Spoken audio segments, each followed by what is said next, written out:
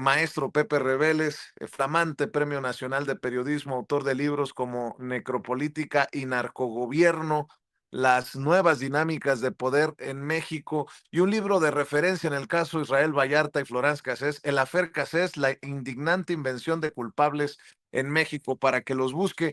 Los saludo con mucho cariño, con mucho respeto, con mucha admiración. Querido Pepe, agradecerte también que hayas estado presente en la mesa que publicamos y que organizamos para el domingo, luego de que se diera a conocer el abatimiento de el Mention Nemesio Ceguera Cervantes. ¿Cómo estás, mi querido Pepe?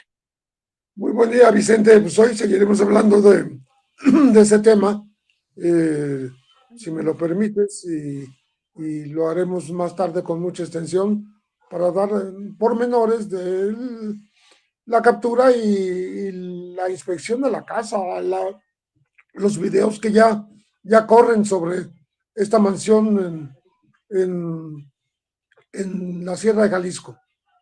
Así es, déjame saludar también, déjame darle la bienvenida al abogado César Gutiérrez Priego, abogado especialista en Derecho Penal, Derecho Militar y Seguridad Nacional, quien, así como tú, así como nosotros, ha estado dándole puntual seguimiento a este operativo que cobró la vida de más de un par de docenas de elementos de de la Guardia, de las Fuerzas Armadas. Y bueno, mi querido César, también veo que publicas el comunicado de la Fiscalía General de la República ya con la confirmación de la identidad del Mencho con pruebas genéticas. En fin, hay tantos temas que abordar. Te saludo con mucho gusto. ¿Cómo te va, César?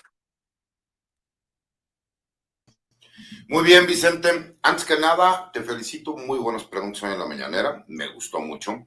Creo que el compromiso social siempre es importante. Y aunque te digan aferrado y necio, el hecho de que tú sigas viendo por los paisanos, eso siempre se agradece. Y la verdad es que creo que hay muchísimos temas para desmenuzar. Hasta he estado pensando robarme a don Pepe para traerlo aquí a mi casa a tomar un café, y a Paco. Creo que hay muchos temas para poder seguir desmenuzando. Hay muchas mentiras que se dicen alrededor, y me parece que el que no reconozca que este operativo es el más importante de los últimos 10 años es o porque no conoce temas de seguridad o porque simple y sencillamente tiene una narrativa donde no quiere aceptar el compromiso que tiene la doctora Claudia Sheinbaum para ir en contra de los grupos criminales, ¿no? Y en este caso sus líderes. Y sí, me parece que es sumamente trascendente, y me parece que incluso va a cambiar el narcotráfico como se maneja no solo en nuestro país, sino a nivel mundial. Gracias por tus generosas palabras, mi querido César. Al César, precisamente lo que es del César, el maestro Pepe Reveles, con qué quieres iniciar la mesa, maestro Pepe Reveles? Tú mandas. Bueno, me parece que lo más reciente que se dio a conocer, además de la identificación genética del cadáver del Mencho, y que ya analiza el licenciado César Gutiérrez en su columna, está el tema de los videos que están corriendo respecto de esta residencia donde estuvo las últimas horas allá en Tapalpa, en Jalisco, porque se trata de un conjunto de residencias turísticas de descanso, bonitas, que desde hace 5 años por lo menos, la OFAC, la Organización de Bienes Económicos de los Estados Unidos, la OFAC de Control de Bienes Económicos, la identificó como un lugar de lavado de dinero, 3 conjuntos de residencias que eran para el lavado de dinero, aunque en ese momento no mencionó al Mencho. Por supuesto son de él desde entonces, ¿no? Y esto hace pensar que no hubo un seguimiento a ahora sí que el seguimiento al dinero. Que si hay lavado de dinero, pues hay que ver quién lo está haciendo, ¿no? Y esto no ocurrió, ¿no? Quedó ahí como un recuerdo lo que la UFAC hizo público, y sin embargo no tenemos más datos, por ejemplo, de lo que en México se haya hecho al respecto, ¿no? Eso es algo muy interesante. Lo otro que me parece novedoso dentro de todo este mar de información que tiene que ver con el abatimiento, primero la captura y luego la muerte dentro de una aeronave por parte del líder del Cártel Jalisco Nueva Generación, Nemesio Ceguera Cervantes. Tiene que ver exactamente con la forma en que es posible que hayan llegado a él. Un chofer le llevó un par de días antes a una compañera sentimental, que no es la esposa, no es Rosalinda González Valencia, que es la esposa, sino otra mujer, seguramente más joven, la llevó ahí a este lugar serrano, a este lugar pues paradisiaco porque es muy bello, ¿no? Y la depositó un chofer de las confianzas, de todas las confianzas del Mencho, para que pues conviviera con él.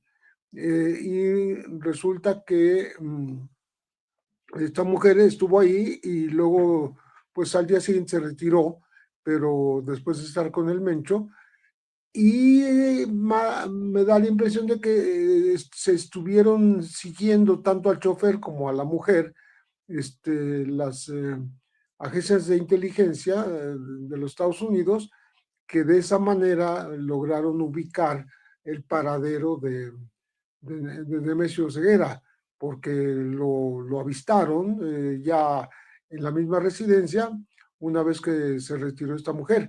Entonces, creo que eso contribuyó mucho a la ubicación y después el operativo que dio con pues, este enfrentamiento donde murieron militares, por un lado, mexicanos que operaron, y también delincuentes ligados a Nemesio Ceguera en el lugar. Estamos hablando de, pues ya suman cerca de 60 muertos, ¿no? Entre delincuentes y entre soldados que acudieron a este operativo muy bien organizado por parte del ejército, pero que fueron recibidos a balazos en el lugar. Entonces, me parece que son dos datos relevantes porque hablan de cómo se repite la historia cuando Rafael Caro Quintero hace bastantes más décadas, en 1985, huye de México después de la muerte del agente de la DEA, Enrique Camarena Salazar, el Quique Camarena, se va a Costa Rica, huye y se va con una acompañante que es Sara Cosío. Ella se comunica con su familia para decir que está bien, etcétera, y es como ubican a Rafael Caro Quintero, a través del telefonema de ella.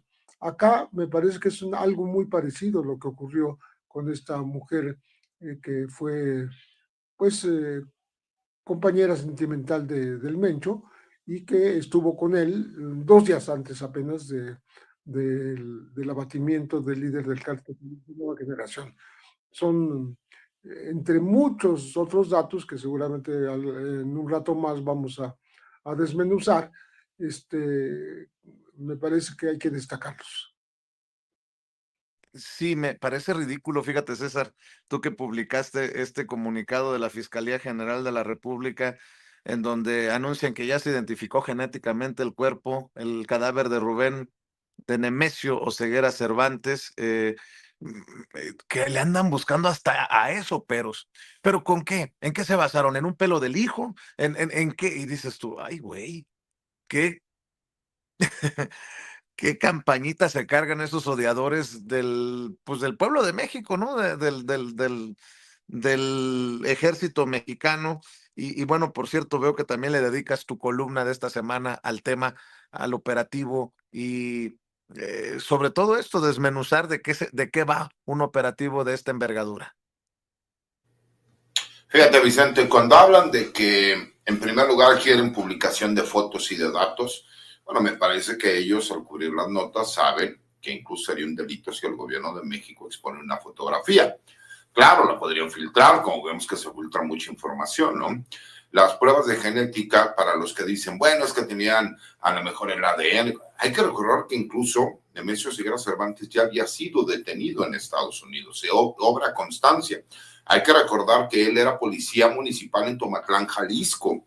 Se tiene obviamente las huellas dactilares y se tienen los antecedentes, por supuesto. Hay que recordar que su hijo fue detenido en México y posteriormente extraditado hacia los Estados Unidos. Entonces, la información que se necesitaba para las pruebas genéticas y además el intercambio de información que se tiene con el gobierno de los Estados Unidos, pues por supuesto te da la posibilidad, te demuestra que sí existen obviamente los datos para poder hacer una identificación tanto genética como por huellas dactilares, ¿no?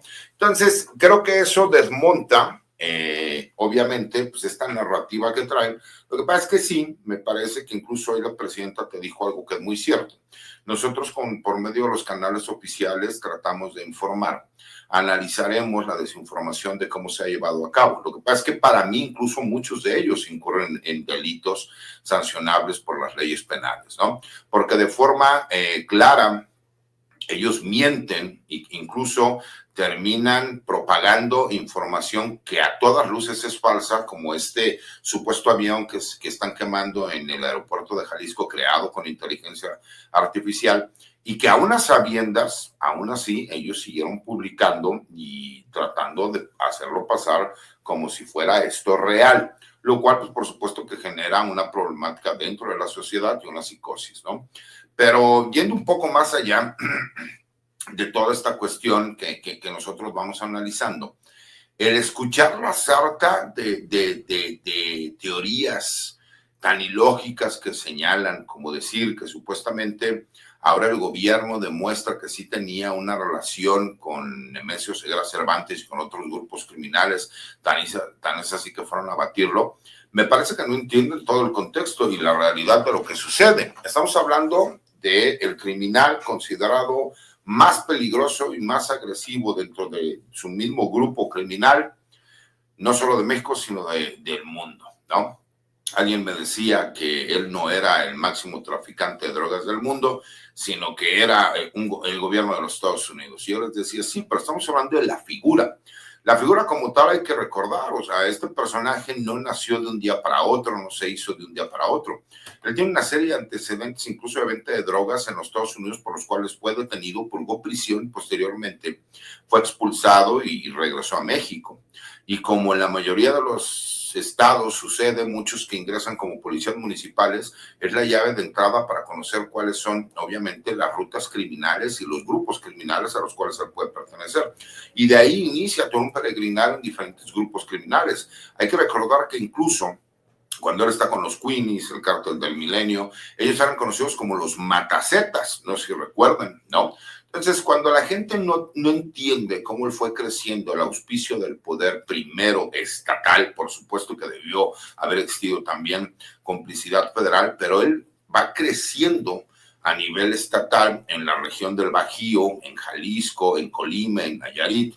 Y posteriormente hay un hecho que hace que él realmente tome control del estado de Jalisco, que es la muerte de Nacho Coronel. A Nacho Coronel las nuevas generaciones no lo ubican, a quien ubican es a su hija, porque es esposa del Chapo Guzmán. Pero Nacho Coronel era uno de los líderes más poderosos y más respetados del Cártel del Pacífico. Esa es una realidad y Pepe lo sabe. Cuando se va dando este crecimiento, cuando nosotros nos damos cuenta quién es el Cártel Jalisco Nueva Generación, cuando ellos salen públicamente en el año 2011, toman control del estado de Jalisco y hacen la referencia para que no los ligaran con el Cártel de Guadalajara, por eso lo manejan como Cártel Jalisco Nueva Generación, para que no tuviera nada que ver con el Cártel de Guadalajara, que era el cártel de Rafael Caro Quintero, ¿no? Me parece cómo se va dando este crecimiento, el auspicio del poder estatal y de la mano con el gobierno federal, le va dando una cantidad de poder y de crecimiento exponencial y obviamente pues la capacidad que tuvieron de rutas de drogas, de tener presencia en los 5 continentes de este planeta, el que el Mencho era de los primeros narcotraficantes que vio un gran mercado. en las drogas sintéticas. Tan es así que el cártel Jalisco Nueva Generación es una mezcla de diferentes cárteles, entre ellos el cártel del Milenio, pero también el cártel de Colima, de los Amezcua Contreras, a quien ya he yo mencionado muchísimas veces que eran los reyes de las metanfetaminas. Y Pepe te lo puede decir. O sea, no fue de un día para otro, fue el crecimiento exponencial de un tipo que conocía y entendía.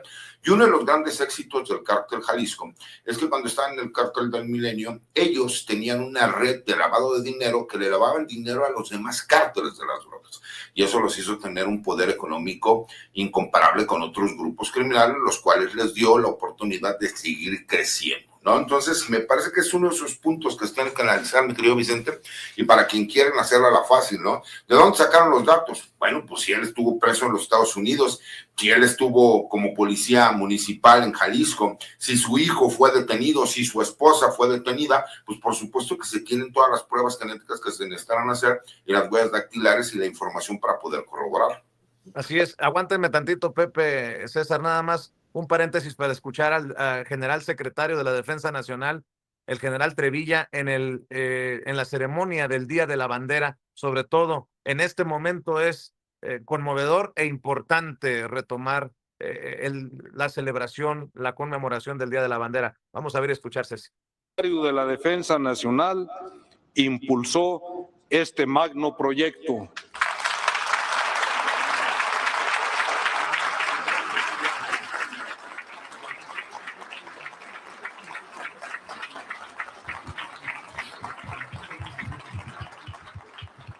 Desde entonces, la Secretaría de la Defensa Nacional ha fabricado y confeccionado 38 astas y banderas monumentales, entre las que sobresale la que se encuentra en Iguala Guerrero, con 110 metros de altura.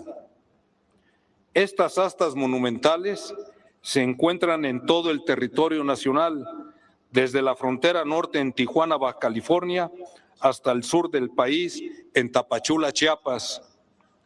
Destacan en el corazón de nuestra nación, en esta capital, la del heroico Colegio Militar, la de la Glorieta de San Jerónimo y, por supuesto, esta del Campo Deportivo Militar Marte, que fue construida hace casi 30 años, el 16 de septiembre de 1996, y en la que hoy ondea majestuosa nuestra enseña nacional.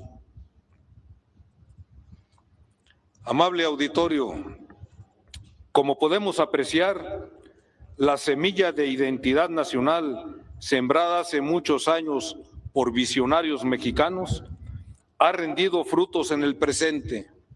Hoy existe un profundo y colectivo sentimiento de amor a México que se aprecia en las escuelas, en los distintos espacios públicos, en las instituciones privadas y en los edificios de gobierno donde se rinde homenaje a la enseña nacional. Esa expresión de patriotismo es la que observaremos en los maestros y alumnos de los planteles educativos, así como en los compañeros de armas que integran las más de 1000 escoltas de bandera en todo el país, que en unos momentos recibirán en custodia nuestra enseña nacional y tomarán de la Presidenta de la República y Comandanta Suprema de las Fuerzas Armadas la protesta de defenderla ante cualquier adversidad. Tanto para civiles como militares, hablar de nuestra bandera es hablar de nuestra historia, del presente y del futuro de la nación mexicana, es hablar de anhelos y sueños de muchos compatriotas que sentaron las bases del México íntegro, independiente y soberano que hoy tenemos. Por ello, con la firmeza de esos ideales, debemos seguir fomentando el patriotismo y atesorando con orgullo la esencia de nuestro origen y de nuestras raíces. Mantengamos este arraigo nacional como la fuente de inspiración que haga latir con fuerza nuestros corazones al contemplar la majestuosidad de nuestra gloriosa bandera y verla ondear con los vientos de paz, de libertad y de justicia en cada rincón de nuestro suelo patrio y en todas las naciones del mundo donde nos representa. Muchas gracias. Las palabras del secretario de la Defensa Nacional, el general Trevilla, en este evento de conmemoración por un aniversario más del Día de la Bandera en nuestra capital mexicana. Y mi querido Pepe Reveles, para continuar con el tema, ojo con las declaraciones de la vocera de la Casa Blanca, Caroline Leavitt. Los cárteles de la droga mexicanos saben que no deben tocar a ningún estadounidense o pagarán severas consecuencias con este presidente o en esta administración, para hacer una corrección y una traducción más apegada a lo que dijo, en referencia a las imágenes, a las versiones que surgen de un centro turístico como Puerto Vallarta, mi querido Pepe Reveles. Pues bueno, atízale al tema desde la Casa Blanca con esta declaración de Caroline Leavitt, querido Pepe. Mira, cuando no es una cosa, es otra. Siempre la Casa Blanca encuentra pretexto para estar presionando, criticando, lamentando lo que pasa en México. Y no obstante que acaba de demostrarse cómo hubo una colaboración entre gobiernos que se deben respetar mutuamente y Estados Unidos aportó la inteligencia muy, muy importante, inteligencia para la captura y el abatimiento del Mencho. Entonces, estas declaraciones vienen a romper un poco el esquema de buena voluntad de colaboración que existe entre los dos gobiernos y creo que no tienen lugar de ser. De tal manera que lo que se difunda de estas declaraciones pues va en detrimento justamente de lo que México está haciendo, pero además lo está haciendo en colaboración respetuosa, sin violar la soberanía mexicana y la autonomía de acción del gobierno de México con los Estados Unidos. Entonces, creo que casi ni merece la pena hacer mayores comentarios, ¿no? Yo quería, en el caso de la exhibición ahora de los videos de la casa de Tapalpa, donde vivía en temporadas el Mencho, ¿qué es lo que apareció?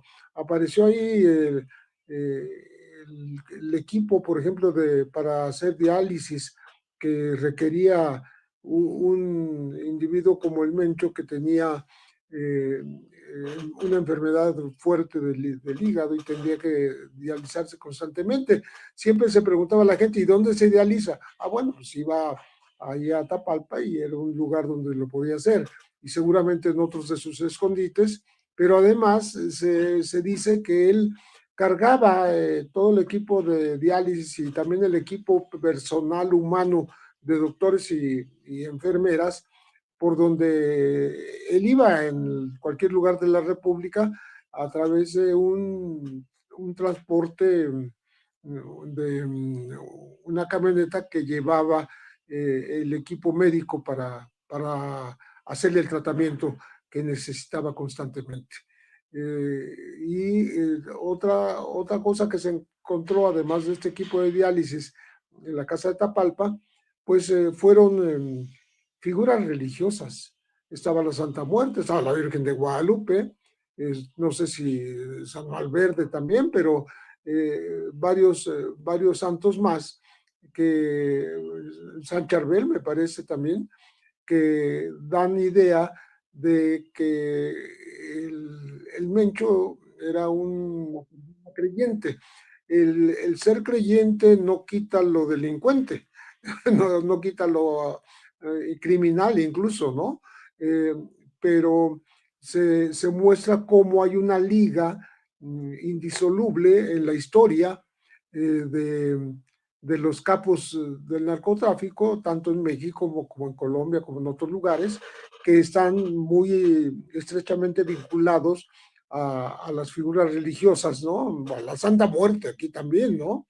Y cómo esa, digamos, demostración de creencias no se, vamos a decir, no coincide con la actuación en la vida cotidiana de estos capos criminales que son, como en el caso del Mencho, eh, que tienen fama de ser, además de violentos, muy crueles, ¿no?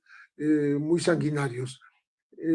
Además, me hizo recordar cómo también en su momento estos grupos de narcotraficantes se ligan, aterrizan sus creencias en datos concretos. Fue el caso del cártel de Tijuana, cuando aportó todo el dinero y construyó el seminario de Tijuana, de la Iglesia Católica, para formar sacerdotes con dinero del narco.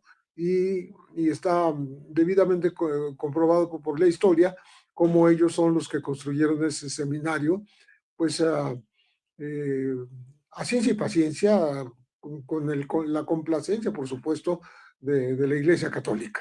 Entonces, todo esto está pegado, es una parte histórica interesante de cómo se comportan los grupos criminales frente a todos eh, a los ministros de culto, y también frente a, pues a aquello en lo que creen, sin que eso que creen y que sienten que debe protegerlos sin dejar de ser los criminales que son de todos los días. Así es, Pepe. Mi querido César, he mencionado desde que estuve ayer en la mañanera el conmovedor episodio del secretario, perdón, del general, sí, del general secretario de la Defensa Nacional, Trevilla, entre otras cosas, ¿no? El, el- el- el homenaje que se tiene que hacer a los caídos en el cumplimiento del deber, en la falta de respeto que significa seguir atizándole a esto de que fueron elementos de los Navy SEALs de Estados Unidos los que se, se realizaron este operativo contra el Mencho. A mí me parece una falta de respeto con los que siguen arriesgando su vida en la línea de fuego. Y bueno, de película esto de que fue por cuestiones de una pareja que dan con el Mencho. Por cierto, ayer la Suprema Corte de Justicia de la Nación le da la razón a la reina del sur, perdón, no, la reina del Pacífico, no la reina del sur, o a Sandra Beltrán Ávila, la verdadera mujer que interpreta en las novelas Kate del Castillo. Le van a tener que pagar Telemundo por usar su imagen, y pensaba, ¿no? En cómo estas historias son a veces tan, pues tan simples, tan sencillas como ir a visitar a una pareja y que te agarran, como el caso del Mencho, ¿no? Que se confirma también que sí traía los problemas de salud que habían reportado algunos periodistas, algunos comunicadores, algunos medios de comunicación, por eso las máquinas de diálisis, en fin. Entre todo esto que estoy mencionando, se viene el reacomodo con nuevos liderazgos, y a ver qué surge de eso, ¿no? Es lo que le preocupa a muchos, querido César. Mira, fíjate, Vicente, son muchos temas que todos son muy buenos. En primer lugar, me parece que quienes señalan que supuestamente los Navy SEALs pudieron haber participado hablan desde la ignorancia, porque este tipo de operaciones no es de que si los Navy SEALs son mejores que la Fuerza Delta. Por el tipo de operación que se llevaría a cabo y por la compatibilidad que existe entre las Fuerzas Armadas de Estados Unidos y de México, porque gran parte de nuestras Fuerzas Armadas está basado en el sistema norteamericano, lo que tendrían que haber participado es la Fuerza Delta, porque las fuerzas especiales del ejército mexicano, los famosos murciélagos, sus capacidades tácticas son igual o parecidas a las de la Fuerza Delta, diferentes, no es que sean mejores, pero son distintas a los de los Navy SEALs, que en este caso sería la Armada de México. ¿Por qué? Porque obviamente para el tipo de operativo que se estaba manejando, la Fuerza Delta tiene capacidades de reacción táctica distintas. Cuando se espera que exista mayor oposición por parte de, obviamente, el ejército al cual se va a llevar a cabo el operativo o el objetivo, en este caso, para un grupo criminal, se espera que exista mayor resistencia, entonces es la Fuerza Delta quien lleva a cabo un operativo, como es en este caso en específico. Capacidades tácticas completamente distintas a las que los Navy SEALs podrían llevar a cabo, ¿no? Ese es en un primer punto que me parece es importante, porque te digo que hablan desde la ignorancia de no conocer ni siquiera cuál sería la situación táctica para poder llevarlo a cabo, ¿no? El segundo me parece que es importante porque deja un antecedente que incluso personas como yo vamos a utilizar más adelante, porque tú no puedes utilizar el nombre de una persona real para inventar una historia y tratar de hacer que esa historia sea real. En mi caso, yo aplaudo la resolución de la Suprema Corte de Justicia, no solo porque es justa y apegada a derechos, sino porque además a mí me da argumentos jurídicos a la demanda que nosotros tenemos con Netflix por el caso de Mi Señor Padre, obviamente por la serie de Narcos, donde utilizan su nombre, su aspecto físico y ellos sacan un beneficio de carácter económico. La diferencia con nosotros es que nosotros no hemos buscado una retribución económica. Lo que nosotros hemos buscado es que ellos saquen la verdadera historia de mi padre como pago de compensación por lo que ellos difamando sacaron en esta serie de Narcos, ¿no? Entonces ese es un punto que considero importante. Y me parece, mi querido Vicente, que en estas narrativas que tratan de señalar, que tratan de manejar dentro de los diferentes puntos de lo que nosotros hemos estado haciendo dentro de este análisis, hay tres figuras que podrían tener un peso específico desde mi análisis, ¿no? Que sería el 03, que viene siendo el hijastro del Mencho, hijo de su esposa, el cual podría tener la posibilidad, ¿no? Porque él no solo es el hijo de la esposa del Mencho, quien tiene la capacidad económica, sino que a su vez también, pues él viene de una familia de narcotraficantes como los Valencia, que siguen teniendo también estructura, pero que no tiene realmente el beneplácito de la mayoría de los jefes de plaza, pero sí tiene los contactos internacionales. El segundo, que yo creo que podría llegar a tener grandes posibilidades y que ha sido mencionado por varios especialistas, es el jardinero. En los últimos años él tuvo un crecimiento exponencial, en donde él incluso señalaba, estando Nemesio Ceguera Cervantes, de acuerdo a información que se ha podido verificar, que cuando no estuviera el patrón, como no estaba el 02, que era el Menchito, pues que obviamente él iba a ser el jefe del cártel. En cuanto al Sapo, me parece que ahí tenemos una problemática porque todavía no se ha señalado si efectivamente falleció en el operativo en donde se abatió a Nemesio Ceguera Cervantes. En mi personal punto de vista, no creo que Heraclio Guerrero tenga posibilidades de ser el jefe máximo del Cártel Jalisco, y sí creo que el doble R, que es Ricardo Ruiz Velasco, tiene también posibilidades. ¿Dónde viene el problema aquí? Que ninguno tiene la personalidad ni la fuerza que tenía Nemesio Ceguera Cervantes. Y a diferencia de lo que nosotros hemos visto con el Cártel del Pacífico, que nosotros conocemos como el Cártel de Sinaloa, donde sí tenían una estructura de empresa criminal transnacional, en donde se sabía que si llegaba a faltar uno de los líderes, había obviamente herederos legítimos como los hijos. En el caso del Mencho no sucede. Entonces, me parece que sí va a haber un reacomodo interno. Me parece que desde el mismo día domingo nos dimos cuenta como hubo varios jefes de plaza que no participaron en lo que fue los narcobloqueos que vimos en diferentes estados de la República. Se terminan mencionando que hubo en 20 estados de la República, con fuerte presencia en 11 estados, pero que en realidad con las mayores afectaciones en 6. Si yo he sostenido que el Cártel Jalisco Nueva Generación tiene presencia en los 32 estados de la República y algunos otros especialistas hablan de 30 o de 28, pues cuando menos hubiéramos esperado ver esa reacción en 28 o los 32 estados de la República. Desde ahí ya te das cuenta que empieza a haber alianzas entre otros jefes de plaza, entre otros líderes criminales. Segundo, me parece que esa protección que ellos tuvieron durante muchos años en el estado de Jalisco, donde podían hacer lo que ellos quisieran, como un claro ejemplo, yo te puedo decir que sí, la Fiscalía General de la República da a conocer en próximos días lo que fue realmente el operativo, la investigación que han llevado, se van a dar cuenta que hay autoridades del estado de Jalisco y de las policías y gobiernos municipales que brindaban información directa al grupo criminal. El día de ayer incluso el mismo general secretario, el general Ricardo Trevilla Trejo, hizo mención de que para evitar cualquier filtración de información, los helicópteros y los aviones no estuvieron en el estado de Jalisco, sino que estuvieron en estados aledaños. Estamos hablando en Colima, estamos hablando en Nayarit, para que cuando se llevara a cabo el operativo no pudieran tener ellos ninguna posibilidad de tener conocimiento que se estaba llevando a cabo, ¿no? Y eso me parece que es importante para que entiendan cuál fue el sigilo que se pudo llevar.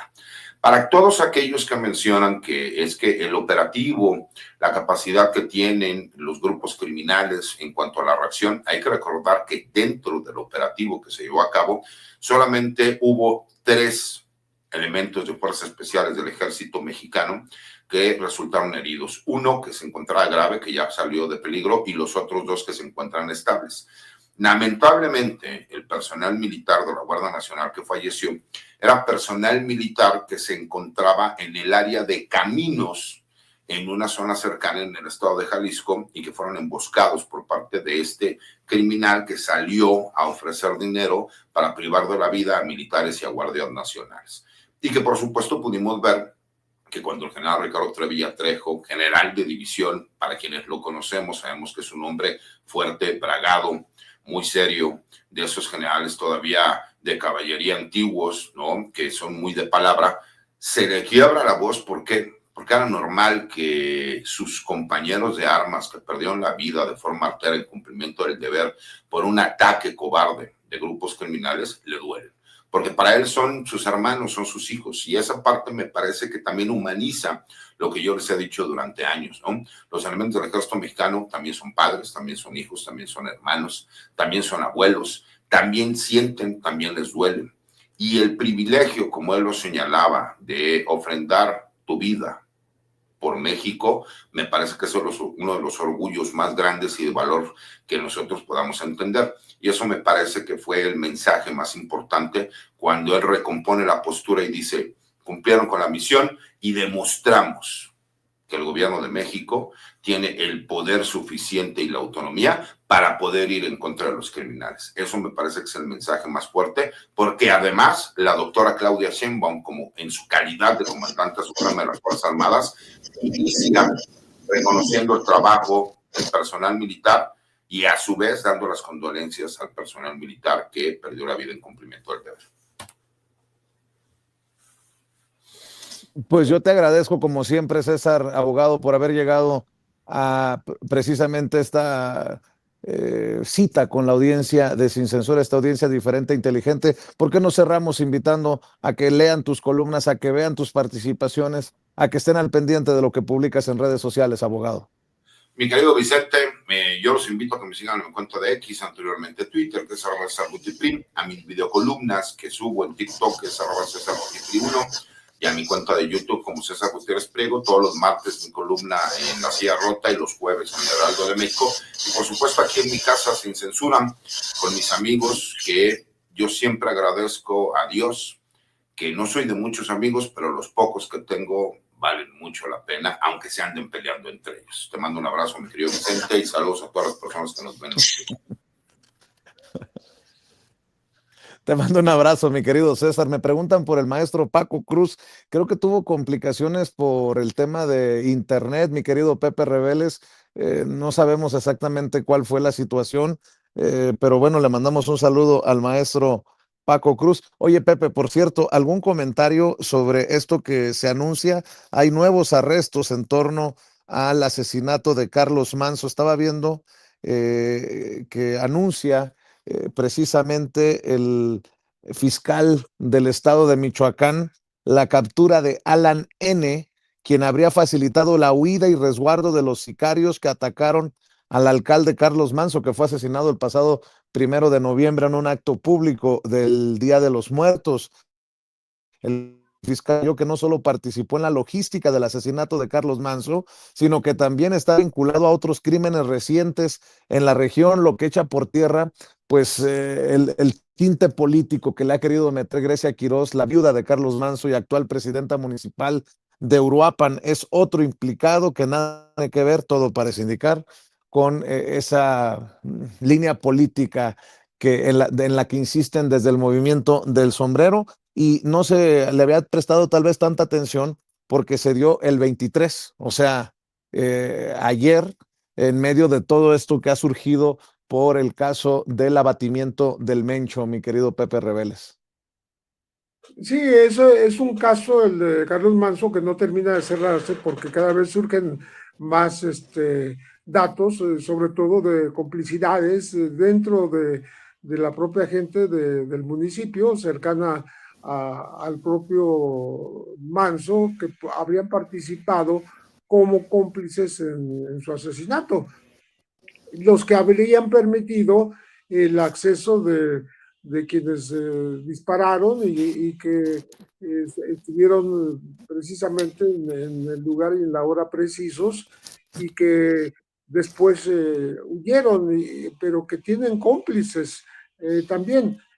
Si esto lo multiplicas la confusión con las declaraciones de la propia viuda de Manso, que heredó la alcaldía, y Grecia Quirós, que está también mencionando a otras personas que pudieron haber estado como autores intelectuales, entonces el abanico se abre y no termina de solucionarse. Qué bueno que las investigaciones que se hagan de manera seria. Esta captura de Alan N. Podría ser una buena llave para que finalmente el caso pues se dé por cerrado alguna vez, pues tiene que darse por cerrado alguna vez en la vida, y recordar cómo conmovió a todo el país, pero le dio pretexto a los malquerientes de la Cuarta T, diciendo que la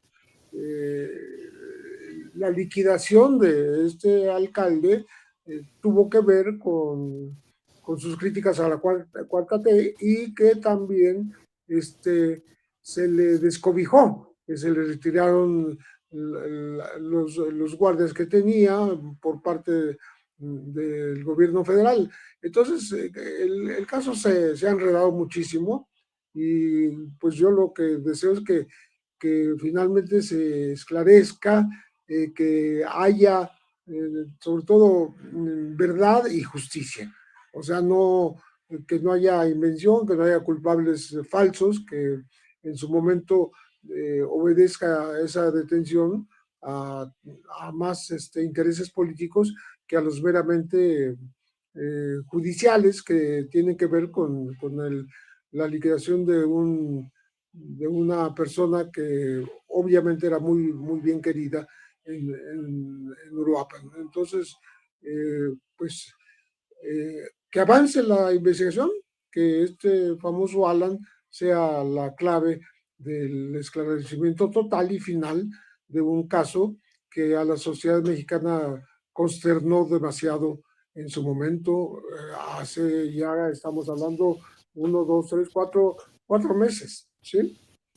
Qué rápido pasa el tiempo, ¿no, Pepe? El maestro Pepe Reveles, Premio Nacional de Periodismo, autor de libros como Necropolítica y Narcogobierno, que tiene que buscar, se los recomiendo, Las nuevas dinámicas del poder en México, y también el libro de referencia en el caso Israel Vallarta y Florence Cassé, El Affaire Cassés, una historia de novela, la indignante invención de culpables en México. No tiene redes sociales, pero aquí está los martes en esta mesa de seguridad que tanto queremos, que tanto respetamos, y desde aquí te mando un abrazote, querido Pepe.